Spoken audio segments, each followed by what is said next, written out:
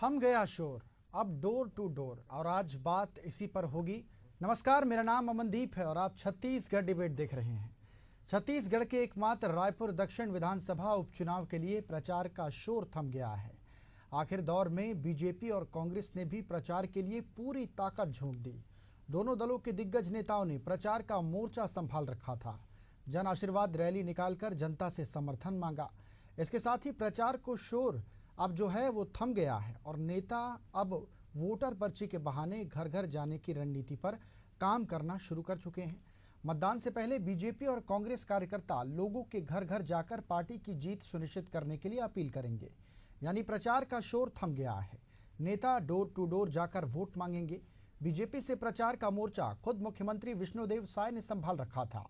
BJP की rally Raipur के जयस्तंभ चौक से शुरू हुई और नेताजी चौक पर समाप्त हुई। इस दौरान जगह जगह सीएम साय का स्वागत हुआ। सीएम के अलावा प्रचार में रमेश बैस, किरण सिंहदेव समेत कई मंत्री और विधायक भी मैदान में उतरे। इन नेताओं ने अपनी जीत के दावे भी किए। उधर कांग्रेस से दीपक बैज, भूपेश बघेल समेत दिग्गज नेताओं ने ताकत झोंकी। अब इस सीट पर बीजेपी का कब्जा रहा है। कांग्रेस हर चुनाव में अपने प्रत्याशी बदलती रही है। अब देखना होगा कि कांग्रेस के युवा नेता आकाश शर्मा बीजेपी के जीत के मिथक को तोड़ पाएंगे या नहीं। थम गया शोर, अब डोर टू डोर चर्चा शुरू करते हैं, लेकिन इससे पहले सुनते हैं कि नेता क्या कुछ कह रहे हैं। सुनिए। जब 10 दिन पहले टिकट मिला था तब भी लोग बात कर रहे थे कि 10 दिनों के अंदर तथाकथित गढ़ कहने वाले नेता, मुख्यमंत्री, मंत्री, सांसद, प्रदेश के सारे विधायक को उतार दिए। क्यों? ये 34 साल के सामान्य पर लगे सर विधानसभा के लोग जाग गए हैं। इस बार को चलने वाला नहीं है और दक्षिण विधानसभा के लोग अपने बच्चों को जिताने के लिए अब जब जनता खुद अपने हाथ में बागडोर ले लेती है तो कुछ होने वाला नहीं है। पूरे चुनाव में बोल रहे अदालत थे, जनता समझती है। 8 महीने में पूरी तरह से उनके नेतृत्व में सरकार फेल रही। गृह मंत्री हो, मुख्यमंत्री हो, अपने जिले नहीं संभल रहे तो प्रदेश क्या संभालेंगे? ये सबसे बड़ा सवाल है। इसलिए चाहे रोड शो कर ले या फिर और कोई दूसरा शो कर ले, उससे कोई फर्क नहीं पड़ रहा है। जनता ने मन बना लिया है कि इस समय बदलाव करना है। यही मुंगेरी लाल के हसीन हपने उन्होंने विधानसभा चुनाव में देखे थे। 75 पार कहा था। लोकसभा में भी यही दावा कांग्रेस ने किया था, पर जनता ने उनके दावों की पोल खोल दी थी, हवा निकाल दी थी। और रायपुर दक्षिण की जनता भी कांग्रेस के ऐसे दावों की पोल खोलने वाली है। रायपुर दक्षिण में कमल खिलने वाला है। ऐतिहासिक वोटों से रायपुर दक्षिण का चुनाव भारतीय जनता पार्टी जीतने वाली है। और चलिए अब इस पर चर्चा को आगे बढ़ाते हैं। हमारे साथ खास मेहमानों का पैनल भी जुड़ गया है। परिचय करा देता हूं आपका। कांग्रेस प्रवक्ता हमारे साथ शादिक अली जी जुड़े हुए हैं। शादिक जी, बहुत स्वागत है आपका। निशिकांत पांडे जी, बीजेपी प्रवक्ता हमारे साथ जुड़े हुए हैं। निशिकांत जी, बहुत स्वागत है आपका। और हमारे संवाददाता शशिकांत साहू हमारे साथ जुड़े हुए हैं। शशिकांत, आपका भी बहुत स्वागत। शादिक जी, सवाल आपसे, जीत जाएंगे उपचुनाव इस बार? जी, नमस्कार। कैसे, किस दावे के साथ कह रहे हैं आप कि कांग्रेस इस बार उपचुनाव जीत रही है दक्षिण का? क्योंकि 35 सालों से तो बीजेपी का कब्जा है इस सीट पर। देखिए अमनदीप जी, आपके लोकप्रिय चैनल के माध्यम से मैं बात बड़ी जिम्मेदारी पूर्वक कहना चाहूंगा। परिवर्तन ही प्रकृति का नियम है और इस नियम से कोई बच नहीं पाया है। अब रही बात हमारे दक्षिण विधानसभा चुनाव की, तो जनता भी जानती है इस बात को कि किस तरीके से अभी जो अभी आज चुनाव प्रचार का और किस तरीके से क्षेत्र में एक नारा चला हुआ है, ब्रिजमोहन जी से बैर नहीं, सुनील सोनी जी की, है ना? तो वो आप समझ सकते हैं आगे की लाइन। और कांग्रेस पार्टी को इस बार पूरा भरोसा है कि वो ये चुनाव जीत जाएगी। उसका कारण है कि किस तरीके से ये साय सरकार की जो साय जो कुशासन चला है, आप देख सकते हैं छत्तीसगढ़ अपराध का गढ़ बना हुआ है। आप देख सकते हैं छत्तीसगढ़ एक कोने से दूसरा कोना से तीसरा से चौथा, और बीच छत्तीसगढ़ का जो सेंटर है रायपुर, वो भी आज सुरक्षित नहीं रहा है। दीपावली के दिन 9 हत्याएं हो जाती हैं। किस तरीके से वो सूरजपुर की घटना, किस तरीके से बलौदाबाजार में एसपी कार्यालय, कलेक्ट्रेट, ये सब जल गए, किस तरीके से लोहारीडीह में साहू समाज के लोगों की हत्या हुई, उसको आत्महत्या, ये किस तरीके नाना प्रकार की घटनाएं जो छत्तीसगढ़ में वो घट रही है, और इसके दम पे ये चुनाव जीत जाएंगे, ऐसा बिल्कुल नहीं है। अब अपन आते हैं दक्षिण में। आप देख सकते हैं सुनील जी की जो निष्क्रियता है, किस तरीके से निष्क्रिय सांसद के उनके ऊपर टैग लगा हुआ है। वो एक मेयर भी रह चुके हैं, और एक नहीं 2-2 बार मेयर रह चुके हैं। आप देख सकते हैं वो आरडीए के चेयरमैन भी रह चुके हैं। अपने सांसद कार्यकाल में उन्होंने सबसे निष्क्रिय सांसद, हम कहें तो कोई अतिशयोक्ति नहीं होगी, छत्तीसगढ़ के हित के लिए उन्होंने एक भी सवाल वहां पर नहीं डाला। आप देख सकते हैं उन्होंने संसद में कुल 158 प्रश्न पूछे थे मात्र। आप देख सकते हैं कि उनके जो सांसदीय कार्यकाल में 80% जो सांसद निधि का कार्य का जो राशि आता है, वो राशि भी वो खर्च नहीं कर पाए। ये किस तरीके से और किस बेस पे चुनाव जीतने की बात कर रहे हैं, दम भर रहे हैं, ये तो खैर आने वाले समय में जनता बता ही देगी। अब रही बात हमारे आकाश शर्मा जी की, तो वो युवा तुर्क हैं, युवा चेहरा है, पार्टी बहुत सोच समझकर और एक मन होकर के, यहाँ एक की भी नहीं चली है, किसी एक व्यक्ति ने उनको टिकट दिया है ऐसा नहीं है। जिस तरीके से बृजमोहन अग्रवाल जी के जीत के सामने उनके पार्टी ने सुनील सोनी जी को टिकट दिया है, वैसा भी नहीं।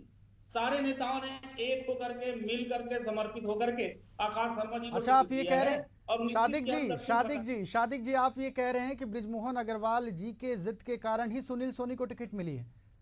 श्योर हैं इस बात पर जी। आप? फिर मैं बिल्कुल बीजेपी श्योर है, प्रवक्ता के बिल्कुल पास श्योर जाता है हूं। कि- आप श्योर हैं क्या इस बात हाँ पर? जी, फिर हाँ मैं जी। बीजेपी प्रवक्ता के पास जाता हूं। एकदम श्योर हूं। चलिए भारतीय निशिकांत जी जनता जवाब दीजिए। पार्टी- निशिकांत जी जवाब दीजिए, कह रहे हैं बृजमोहन अग्रवाल जी के जोर के कारण ही सुनील सोनी को टिकट मिला है। अमन जी, आपको, शशिकांत भाई को और सादिक जी को संध्या जोहार।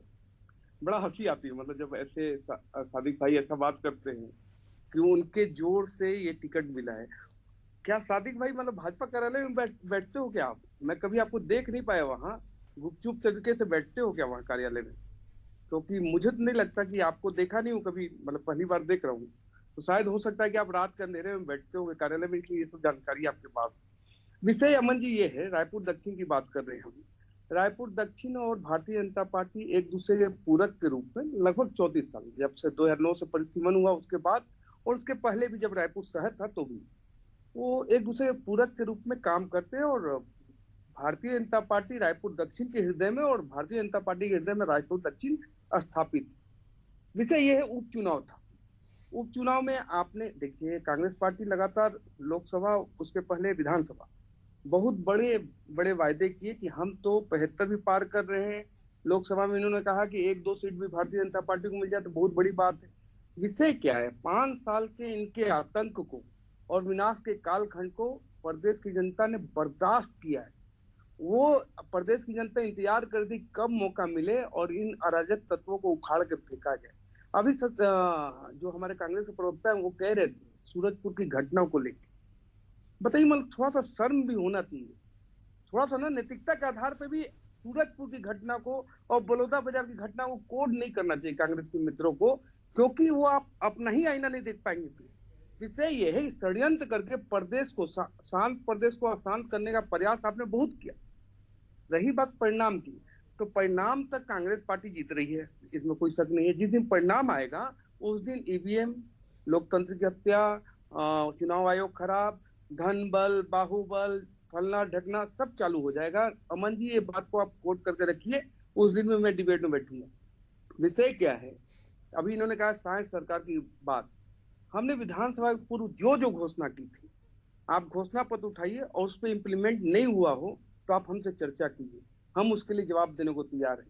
2 पार्टियां हैं, एक पार्टी है कांग्रेस जिन्होंने अपना घोषणा पत्र लागू नहीं किया 2018 में, दूसरी पार्टी है भारतीय जनता पार्टी, 2023 में सरकार बनी, और जो हमने वायदे प्रदेश की जनता के साथ मोदी गारंटी के रूप में किया था, चाहे महतारी वंदन की बात करें, चाहे 3100 रुपए धान खरीदी की बात करें, चाहे पुराना बकाया बोनस की बात करें, चाहे पीएम आवास की बात करें, सारे चीजों पे कार्य प्रारंभ कर लिया गया और उसके इम्प्लीमेंट कर चुके हैं। दूसरा, बर्बाद सड़क, जर्जर हालत में सड़क आपने दी, उसको तेजी से सुधार करने का प्रयास किया जा रहा है। और जो भ्रष्टाचार पे लगाम लगाने की बात हमने कही थी और पीएससी में सीबीआई जांच की बात कही थी, वो सारे कार्य जनता के समक्ष हैं। और 8 महीने की सरकार का अगर इसमें मूल्यांकन करना है तो रायपुर दक्षिण की जनता मूल्यांकन करेगी। विषय क्या है, आकाश शर्मा के लिए इतना बड़ा युवा तुर्क की बात कर रहे हैं। 2 चीज आपको अमन जी समझना पड़ेगी, एक तो बलौदा बाजार में आग लगा और दूसरा जो कांग्रेस का प्रत्याशी वो कहता है पूरे प्रदेश में आग लगा दूं। इन दोनों को आपको जोड़ना होगा, इन दोनों चीजों को लेकर समझना होगा कि कांग्रेस पार्टी की टुकड़े टुकड़े गैंग और इंडी गठबंधन के तथाकथित जो टुकड़े टुकड़े गैंग है वो प्रदेश में क्या स्थिति बनाना चाहते हैं। एक तो उसके मुंह से निकल गया वो अलग विषय है, निशिकांत जी, लेकिन मुझे लग रहा उसी है आरोप में विषय से भटक रहे हैं। अभी रायपुर दक्षिण की बात हो रही है पांडे जी, रायपुर दक्षिण की बात हो रही है। मुझे लगता है एक क्षेत्र की बात करनी चाहिए, प्रदेश की राजनीति से अभी दूर रहना चाहिए। मैं सादिक जी का सवाल एक बार फिर आपसे दोहराता हूं। सादिक जी ने ये कहा कि बृजमोहन अग्रवाल जी के जो आजमाइश के कारण सुनील सोनी जी को टिकट मिली है, इसका जवाब आप दे दें। बिल्कुल स्पष्ट तौर पे कहता हूँ अमन जी, हमारे यहाँ पार्टी और व्यक्तित्व दोनों निचले पायदान पे है। राष्ट्र प्रथम, पार्टी सेकंड और व्यक्तित्व तीसरे स्थान पे। लेकिन अगर सादिक जी किसी तरह बंद कमरे में घुस के भारतीय जनता पार्टी में अगर साजिश वो देखना चाह रहे हैं, गुप्तचर का काम कर रहे हैं, तो वो वही बताएंगे। लेकिन भारतीय जनता पार्टी के कैंडिडेट के रूप में आदरणीय सुनील सोनी जी हैं, और जिनको आपने बोला कि निष्क्रिय सांसद, पार्षद से लेके सांसद और अब विधायक बनने जा रहे हैं सुनील सोनी जी।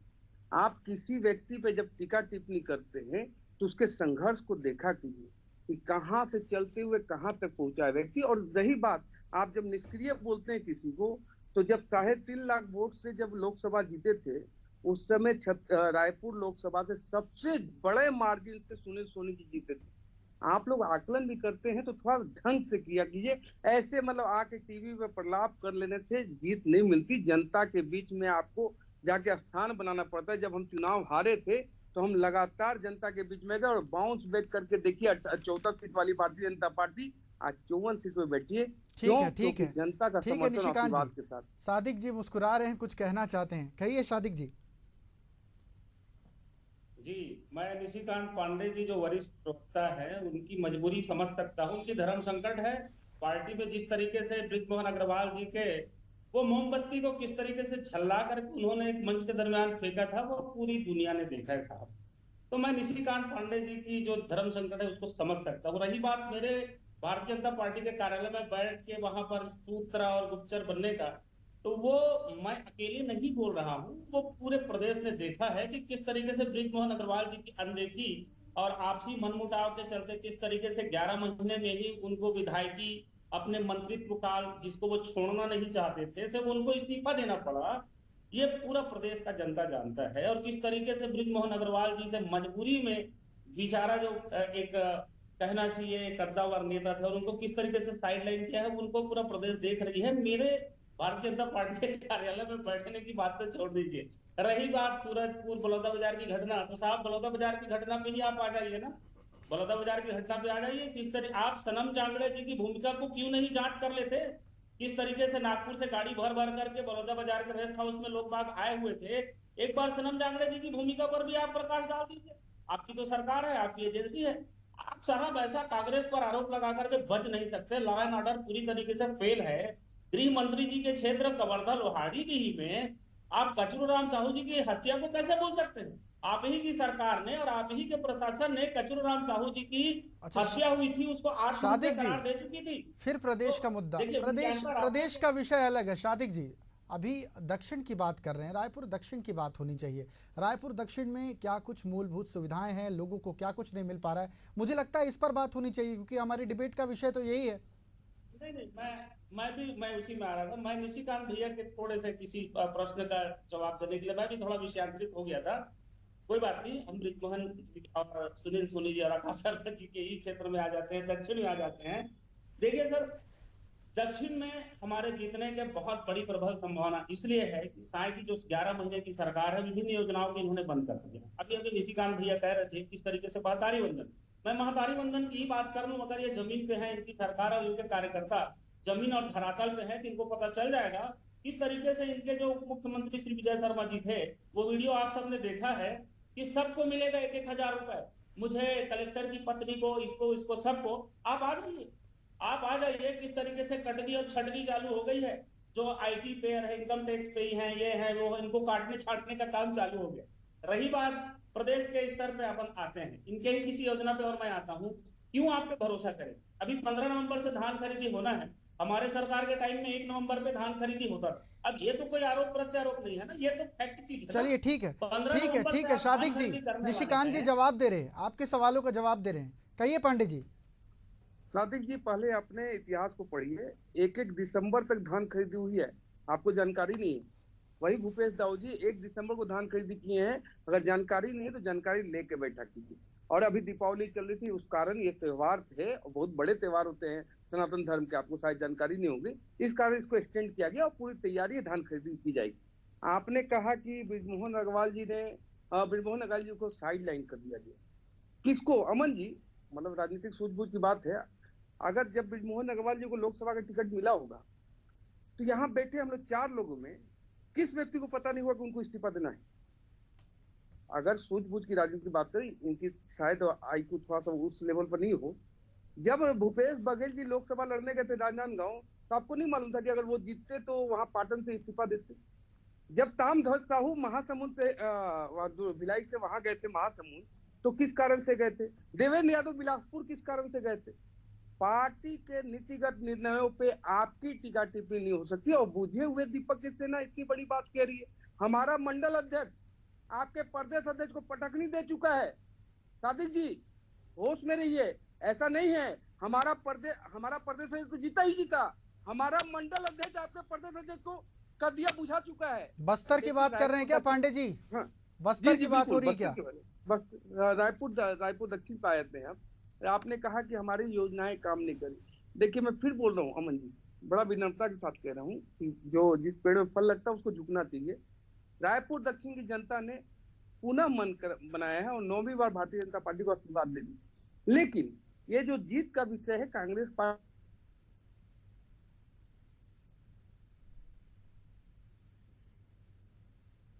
चलिए, मुझे लगता है कि इस चर्चा को और थोड़ा व्यापक बनाते हैं। हमारे साथ हमारे सहयोगी शशिकांत भी जुड़े हुए हैं। शशिकांत, चूंकि आज एशियन न्यूज़ का चुनावी कार्यक्रम था, चर्चा थी, आप लोगों के बीच गए होंगे, लोगों से आपने बातचीत की होगी, आंतरिक सुगबुगाहट क्या कह रही है, बताएं जरा। बिल्कुल अमनदीप जी, देखिए छत्तीसगढ़ में 90 विधानसभा सीट है। 90 विधानसभा सीट में मात्र एक विधानसभा सीट, दक्षिण विधानसभा सीट में चुनाव होना है। चुनाव के लिए अब प्रचार प्रसार का सिलसिला है वो थम गया है।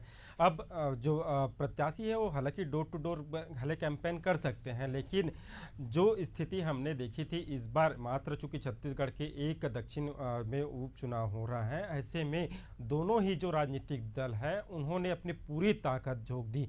पूरे जितने भी पूर्व मंत्री रहे, पूर्व मुख्यमंत्री रहे, वर्तमान में जो मुख्यमंत्री है, सभी ने पूरी ताकत झोंक दी और पूरा अपने प्रत्याशी को जिताने के लिए जनता के बीच में गए। बहरहाल ये तो रही दोनों ही राजनीतिक दलों की बात। दोनों राजनीतिक दलों ने पूरी ताकत जरूर झोंकी है।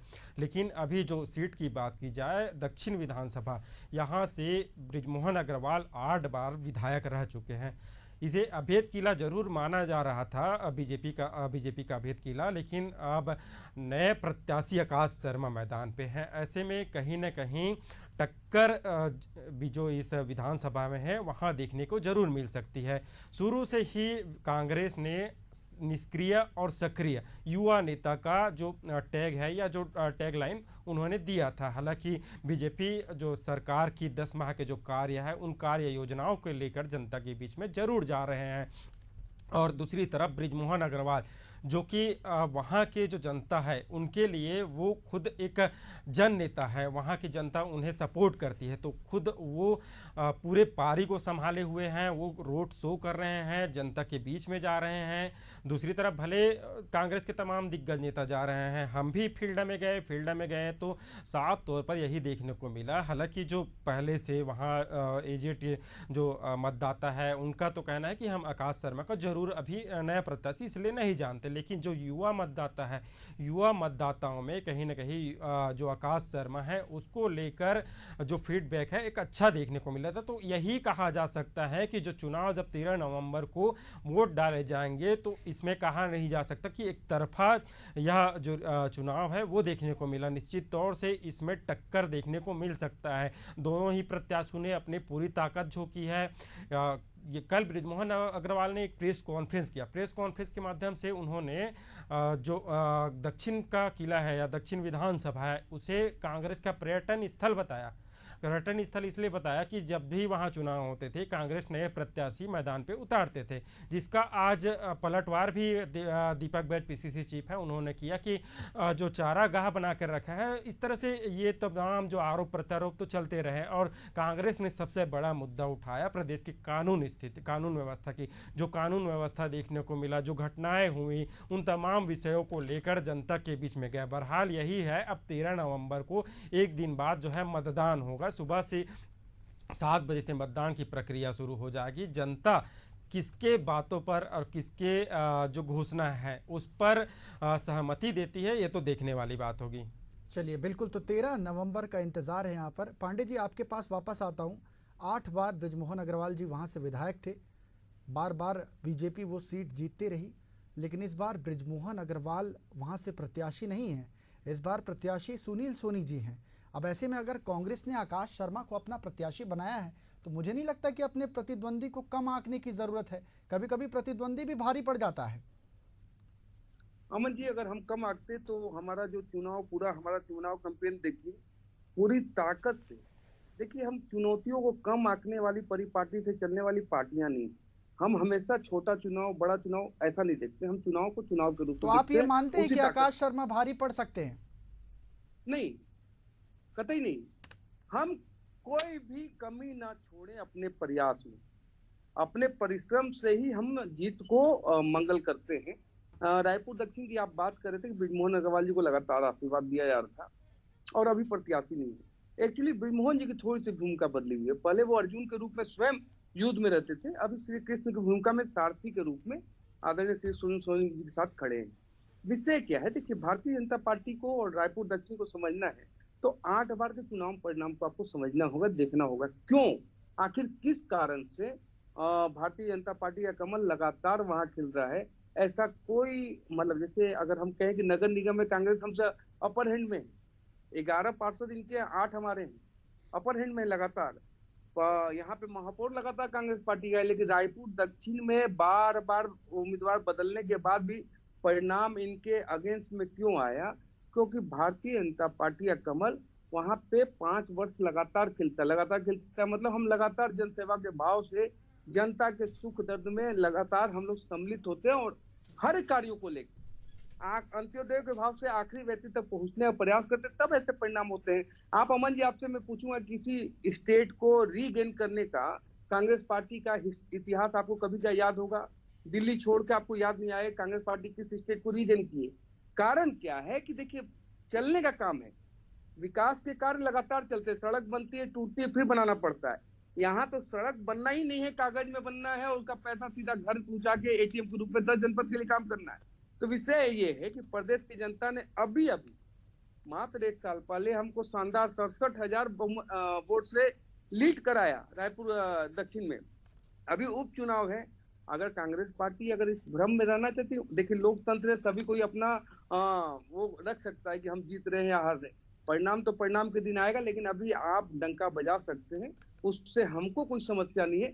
परिणाम के दिन हम जरूर आपको लड्डू खिलाना चाहते हैं। आपका स्वागत है, जिस दिन परिणाम आएगा और हमारी जीत निश्चित होगी। चलिए ठीक है आपको लड्डू खिलाना होगा। सादिक जी आपके पास आता हूं। जब टिकट वितरण की बात हो रही थी, जब आकाश शर्मा को टिकट मिला, उस समय अंतरकला भी थोड़ी सी कांग्रेस में देखने को मिल रही थी।